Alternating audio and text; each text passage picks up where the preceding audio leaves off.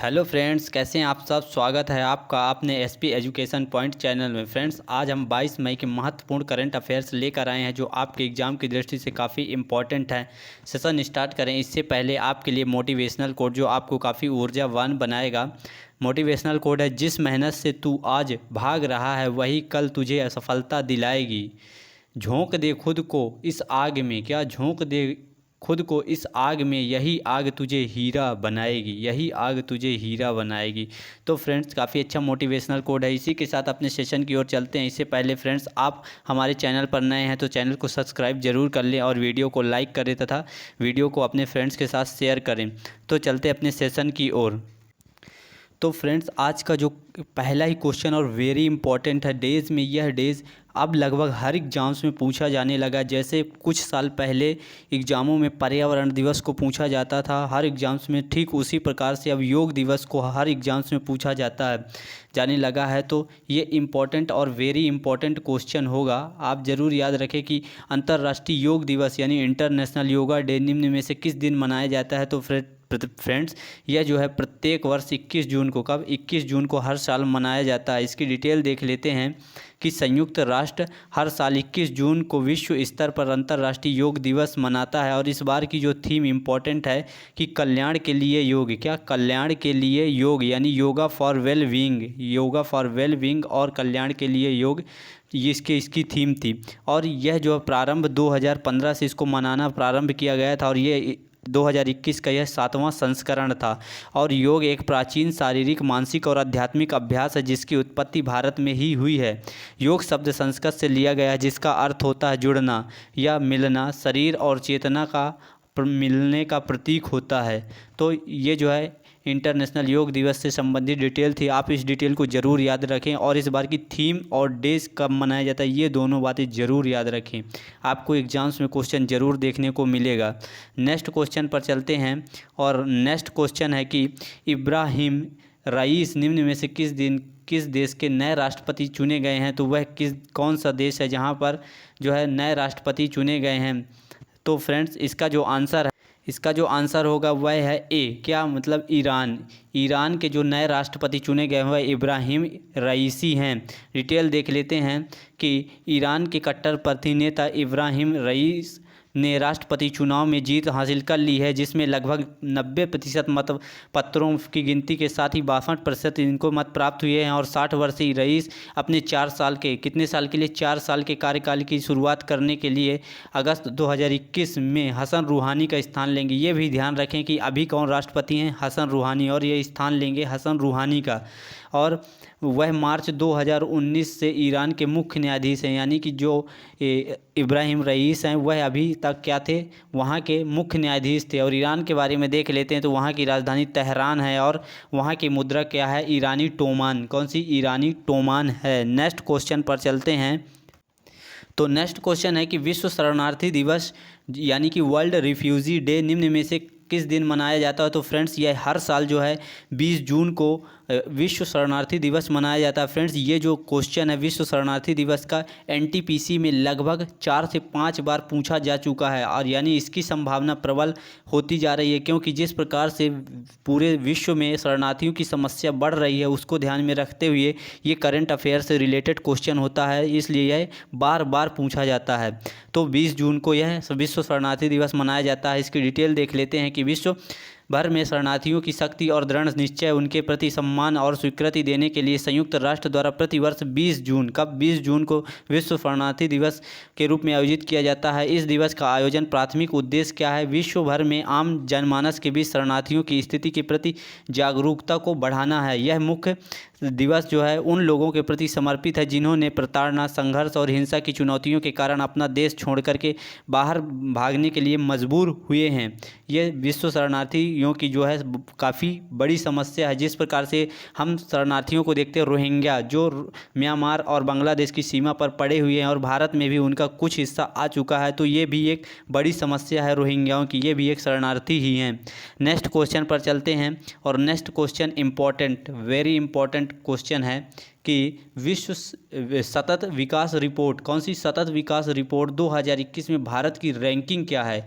तो फ्रेंड्स, ये जो SDG यानी सस्टेनेबल डेवलपमेंट गोल्स जो है रिपोर्ट्स आई है 2021 में। तो भारत की इसमें रैंकिंग क्या है, यह है 120। क्या है, 120। डिटेल देख लेते हैं कि सस्टेनेबल डेवलपमेंट सॉल्यूशन नेटवर्क्स यानी SDSN द्वारा जारी सतत विकास रिपोर्ट 2021 के छठे संस्करण के अनुसार भारत ने 16 पॉइंट यानी कि 60.1 के स्कोर के साथ 165 देशों में 120वां स्थान, कितने 165 में 120 स्थान हासिल किया। और इसमें शीर्ष देश देखते हैं तो स्वीडन है, फिर उसके बाद डेनमार्क है और फिर फिनलैंड। इन्होंने टॉप 3 देश ये हैं। SDR एक वार्षिक रिपोर्ट है जो संयुक्त राष्ट्र 193 सदस्य देशों को 17 सतत लक्ष्यों यानी कि SDG के खिलाफ उनके प्रदर्शन के आधार पर दिया जाता है। फ्रेंड्स, जो SDG है यह SDG यह 2015 में क्या हुआ था, COP 21 हुआ था। यानी कि हर साल COP होता है। COP यानी कॉन्फ्रेंस ऑफ पार्टीज, जो 2015 की 21वीं बैठक हुई थी वह पेरिस फ्रांस में हुई थी। और इसी के द्वारा पेरिस फ्रांस में विकास SDG का जो है अवधारणा आई और इसमें 17 विकास लक्ष्यों को रखा गया है, जिससे जैसे गरीबी, भूखमरी, ऐसे कुल मिलाकर 17 लक्ष्य रखे गए हैं जो सतत विकास के लिए निर्धारित हैं। और इनका जो लक्ष्य है वह 2020 से 30 तक रखा गया है इनको प्राप्त करने का, यानी कि 2020 से लेकर 2030 तक इनको प्राप्त करने का लक्ष्य रखा गया है। इसीलिए इससे रिलेटेड रिपोर्ट्स आती रहती हैं, तो आप इनको ज़रूर ध्यान दें। अब इसमें सतत विकास समाधान नेटवर्क के बारे में देखते हैं। तो इनके अध्यक्ष कौन है, इनके अध्यक्ष हैं जेफरी सैच्स। और सतत विकास जो इसका मुख्यालय, इसके 2 मुख्यालय हैं, क्या क्या हैं, एक तो पेरिस फ्रांस में है और दूसरा न्यूयॉर्क USA में है। ठीक, नेक्स्ट क्वेश्चन पर चलते हैं। और नेक्स्ट क्वेश्चन भी इम्पॉर्टेंट ही क्वेश्चन, काफ़ी इम्पॉर्टेंट है कि जो है ईज़ ऑफ लिविंग, क्या ईज़ ऑफ लिविंग इंडेक्स 2020 सबसे अच्छा रहने योग्य शहर कौन सा है, भारत का सबसे अच्छा रहने योग्य शहर ईज़ ऑफ लिविंग में कौन सा है। नई रिपोर्ट्स आई 2020 की, तो इसमें कौन सा है, इसमें बेंगलुरु। कौन सा शहर सबसे अच्छा रहने योग्य है, तो बेंगलुरु। इसकी डिटेल देख लेते हैं कि centre for science and environments द्वारा जारी ईज़ ऑफ लिविंग इंडेक्स 2020 में बेंगलुरु को भारत के सबसे अच्छा रहने योग्य शहर के रूप में नामित किया गया है। और ease of living index 2020 Bharat के पर्यावरण राज्य 2021 नामक रिपोर्ट का एक हिस्सा है। ठीक है, बेंगलुरु के बाद कौन कौन से इनमें क्रमशः सबसे ऊपर टॉप पर बेंगलुरु है, उसके बाद चेन्नई, शिमला, भुवनेश्वर, मुंबई, क्रमशः ये शीर्ष 5 देश हैं। और आधार क्या था, किस आधार पर ये रिपोर्ट तैयार की गई है, तो इसमें जीवन की गुणवत्ता, ठीक है, क्वालिटी ऑफ लाइफ, फिर आर्थिक क्षमता, स्थिरता, नागरिकों की धारणा, ये 4 आधारों पर ये रिपोर्ट्स तैयार की गई है। ईज़ ऑफ लिविंग इंडेक्स 2018 में पहली बार लॉन्च होने के बाद यह इसका दूसरा संस्करण है। यानी कि जो ये रिपोर्ट्स है 2018 में पहली बार लॉन्च की गई थी और 2020 में यह इसका दूसरा संस्करण लॉन्च किया गया, इसलिए इम्पोर्टेंट है। ठीक, नेक्स्ट क्वेश्चन पर चलते हैं। और नेक्स्ट क्वेश्चन भी काफ़ी इंपॉर्टेंट, फ्रेंड्स जितने भी स्पोर्ट्स से रिलेटेड क्वेश्चन है वो इंपॉर्टेंट होते हैं, तो आप ज़रूर नोट डाउन करें। यदि आप नोट डाउन नहीं करना चाहते हैं तो PDF ज़रूर रखें। और PDF लेने के लिए आप हमारे टेलीग्राम चैनल से जुड़ सकते हैं, जिसका लिंक आपको डिस्क्रिप्शन बॉक्स में मिल जाएगा।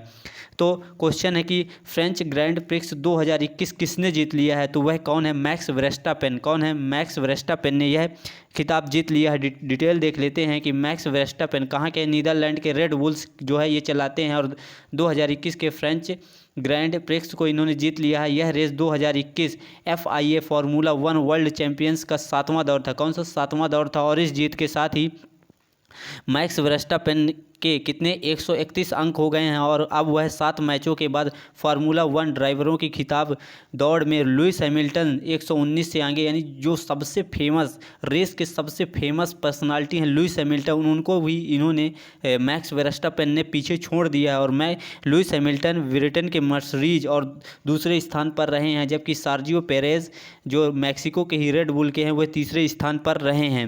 ठीक, नेक्स्ट क्वेश्चन पर चलते हैं। और नेक्स्ट क्वेश्चन भी इम्पॉर्टेंट, नियुक्तियों से जो है, इंटरनेशनल नियुक्तियों से, और भारत ने अपनी नियुक्ति की है, इसलिए वह काफ़ी इंपॉर्टेंट है कि किसी विश्व बैंक IMF उच्च सलाहकार समूह के सदस्य के रूप में नामित किया गया है, तो वह कौन है, वह है मोंटेग अहलुवालिया। कौन है, मोंटेग अहलुवालिया। कौन है, मोंटेग अहलुवालिया हैं। इसकी डिटेल देख लेते हैं कि, तो डिटेल है कि योजना आयोग के पूर्व उपाध्यक्ष कौन, मोंटेग सिंह अहलुवालिया को विश्व बैंक और IMF द्वारा गठित एक उच्च स्तरीय सलाहकार समूह का सदस्य नामित किया गया है और इस समूह का नेतृत्व कौन कौन कर रहा है? तो मारी पांगेस्टू, कौन? मारी पांगेस्टू और सेला परझबासियोगलू और लॉर्ड निकोलस स्टर्न कर रहे हैं। समूह का गठन विश्व बैंक IMF द्वारा कोविड-19 महामारी और जलवायु परिवर्तन से उत्पन्न हो दोहरे संकट के कारण किया गया था। और जो है सेला, कौन है? सेला परझबासियोगलू रणनीतिक नीति और समीक्षा विभाग और अंतर्राष्ट्रीय मुद्रा कोष के निदेशक हैं। समूह